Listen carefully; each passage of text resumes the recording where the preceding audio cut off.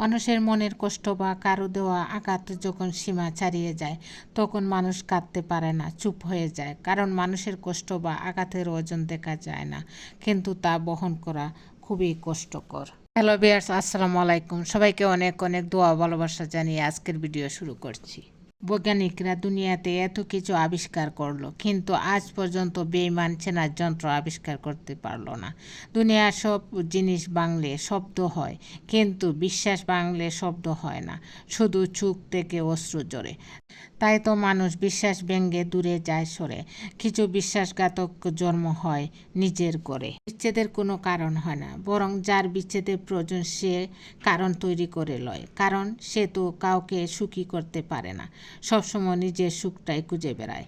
সত্যি কথা বলতে কি, বিচ্ছেদের পর সবচেয়ে বেশি ক্ষতিগ্রস্ত হয় নিষ্পাপ কিছু শিশু।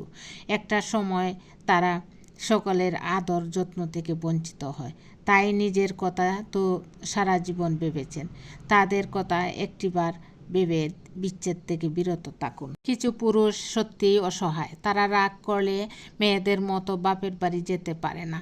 সে সবসময় অশিক্ষিত থেকে যায়, কারণ বউ বলে তোমার মা শিখিয়েছে, আর মা বলে বউ শিখিয়েছে।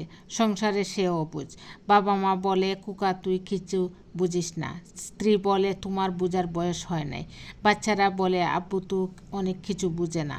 এখন আপনারা বলুন, পুরুষ মানুষের বুঝার বয়স হবে কখন? হয়তো দুনিয়া ছেড়ে চলে যাবে যখন। পুরুষ মানুষ কি ছিল বুঝবে সবাই তখন।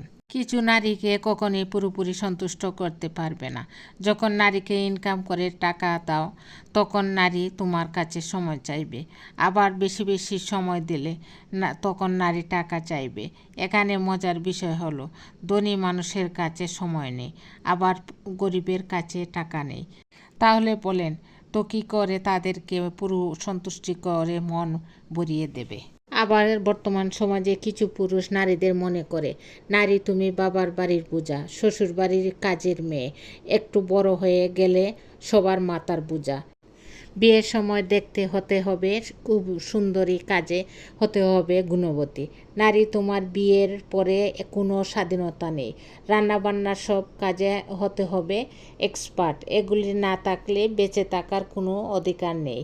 এটাই কি নারীর জীবন? তবে প্রত্যেকটা পুরুষের স্মরণ রাখা উচিত, তার মাও একজন নারী। পুরুষ লোক যতই স্ট্রং বা ক্ষমতার মালিক হোক না কেন, দিন শেষে সে তার পরিবারের কাছে বা প্রিয় লোকের কাছে কিছুই না। সে পরিবারের সকল আবদার, চাহিদা বা পরিবারের যত জোর জাপটা সব সহ্য করতে পারে, কিন্তু এত স্ট্রং বা শক্ত থাকার পরও একটা জিনিস সহ্য করতে পারে না, সে হলো পরিবারের অবহেলা। ধন্যবাদ সবাইকে। আসসালামু আলাইকুম।